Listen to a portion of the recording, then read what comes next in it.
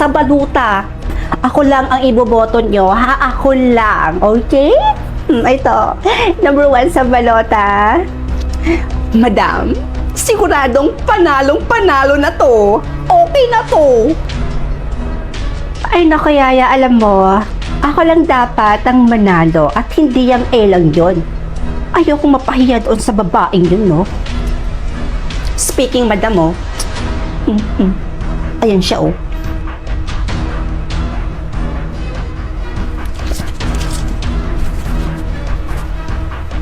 Number 2 po. Number 2 po sa balota. Salamat.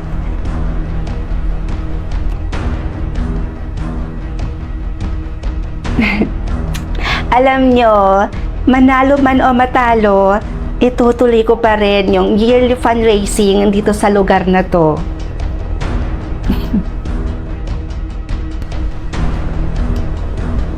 Uy, halang may nalulunod, madam! Madam, may nalulunod!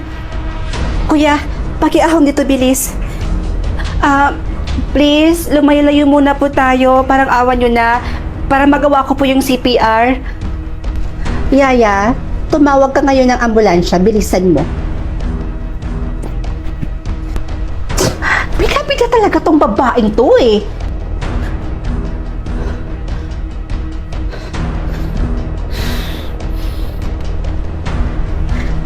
Nay, eto oh. Ayan, pambili niyo ng salbabida.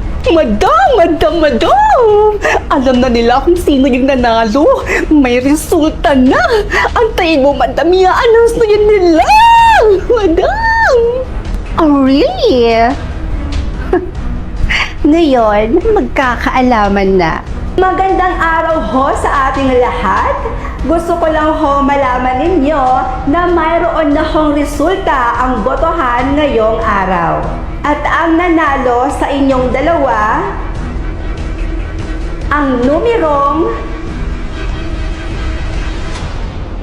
Ano ba? Bitawan mo nga ako?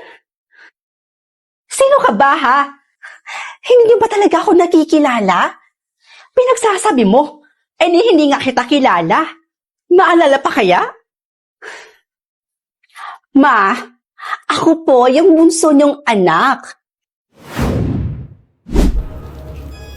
Hi, Pogi. Lo, krung-krung ka ba? Anyari doon? Pinagsasabi nun? Di mo ba ako type? Bating siguro yun. OMG! Tsura nito. Ang cute naman. Bawal galawin yan kung hindi rin naman bibilhin. Excuse me, mukha ba akong walang pambili?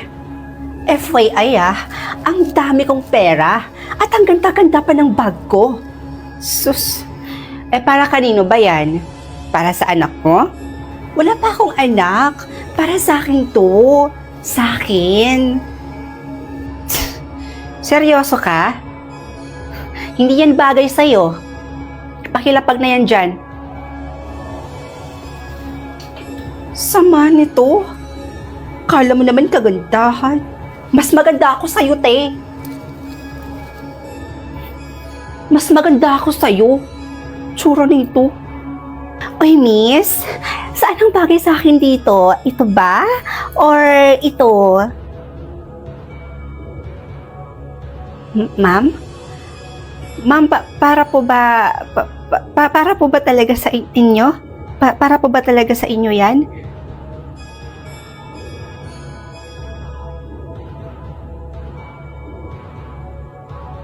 O ba't ganyan ka makatingin sa akin? Hindi ko to nanakawin. Ay, ma'am. Bagay na bagay po sa inyo pareho yan, ma'am. Opo. Bibilihin ko tong dalawang to. Bagay na bagay to sa akin.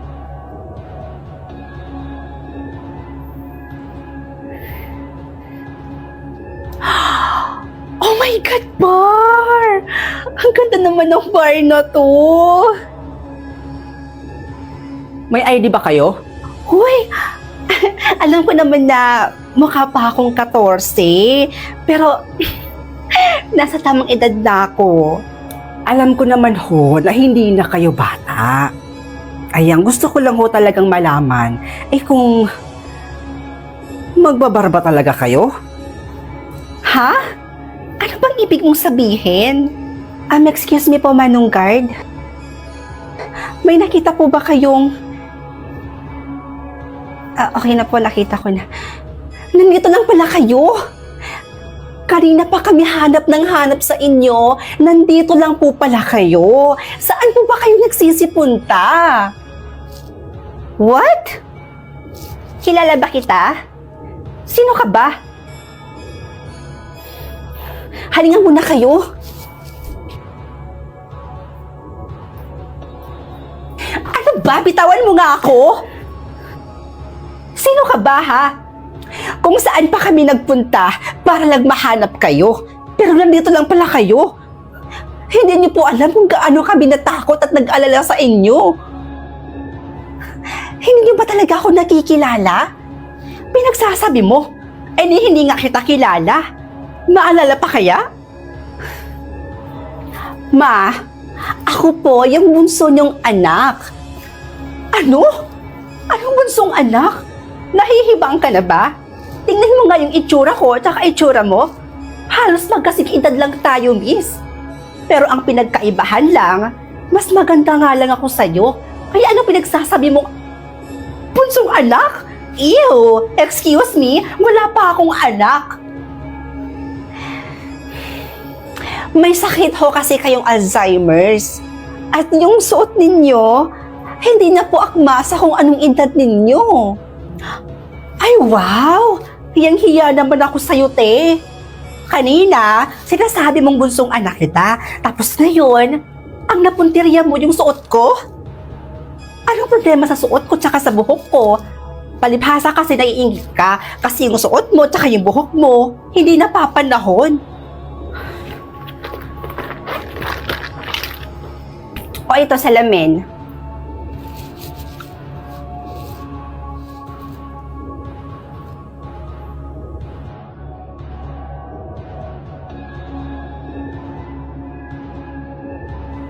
O ano ma? Malinaw na ba sa inyo na 85 years old na kayo? Ma naman kasi, kapag bukas po yung pinto, huwag kasi kayong agad-agad umalis. Kung saan-saan pa kayo pumupunta. Paano kung hindi namin kayo nakita? Nahanap? Diba? Paano kung napahamak na kayo? Ma naman, ayoko pa mawala ng ina. Please naman, makinig naman kayo sa amin. Halina kayo, umuwi na tayo.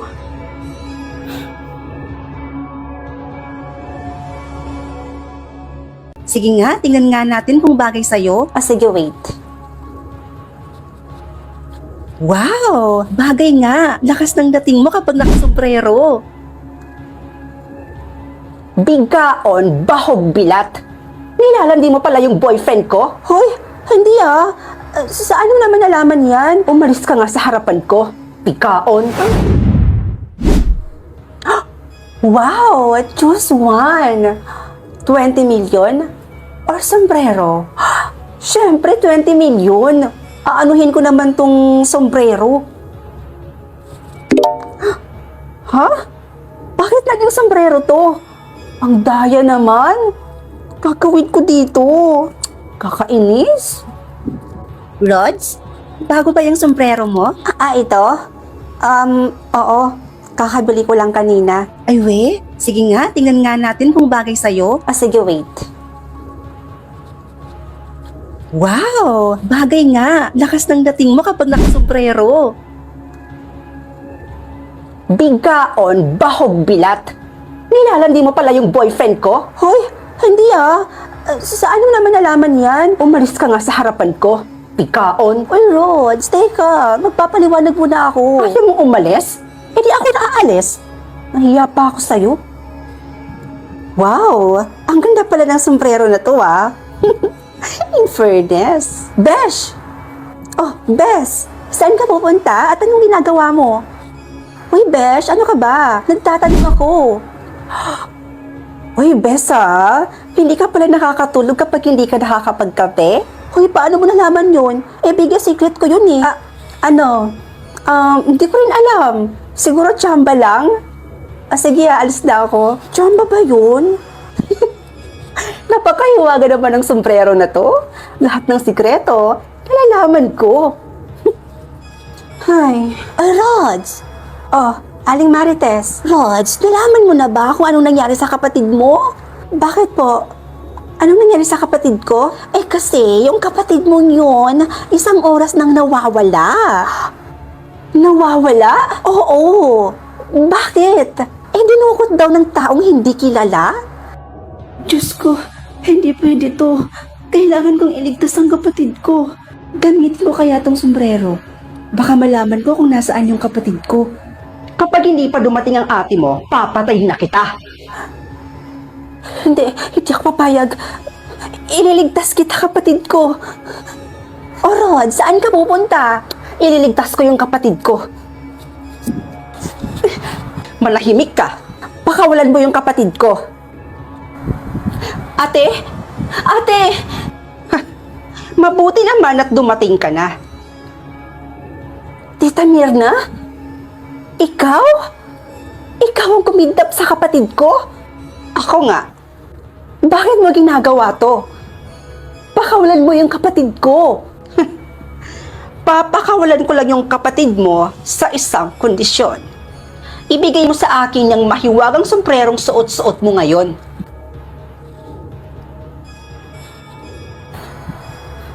Ate, wag mo siyang papakinggan, ha? Kahit anong sabihin niya, wag na wag mo siyang susundin. Ang tigas mo rin no, ha? Tama na! Ha? Sama-sama mo talaga. Huwag na huwag mong sasaktan yung kapatid ko. Hanggat hindi mo binibigay sa akin ng mahiwagang sombrero, gagawin ko kung anong gusto kong gawin sa kapatid mo. Kaya ngayon mamili ka. Papakawalan ko yung kapatid mo tapos ibibigay mo sa akin ang mahiwagang sombrero. Or, hindi mo na lang ibibigay sa akin ang mahiwagang sombrero, pero kikitilin ko ang buhay ng nag-iisa mong kapatid.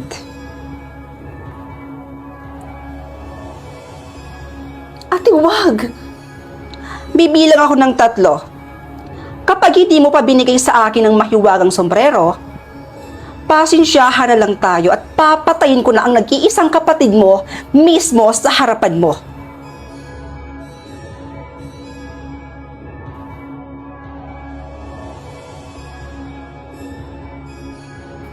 Isa, 2, 3.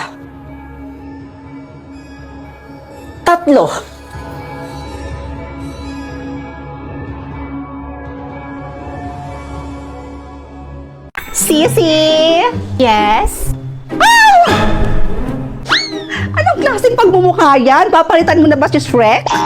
Magkikita kasi kami ng manliligaw ko next week, sis. Dapat fresh at maayos naman yung itsura ko kapag nagkita kami. Ano pala yung green-green na yan na nilagay mo dyan sa mukha mo? Eto lang naman ang Glad to Glow Mugwort Clay Stick. Nakakatulong ito sa acne prone at oily skin na katulad ko. Nakakatanggal din siya ng acne and redness. Paano ba yan gamitin? 2 to 3 times ko lang ito ginagamit at pwede itong i-apply ng morning or night. Travel-friendly size lang siya at ang cute ng lagayan. Ang Mugwort Clay Stick ay madaling gamitin sa matigas na bahagi tulad na lang ng gilid ng ilong. And of course, FDA approved. Bibili rin ako dyan, sis.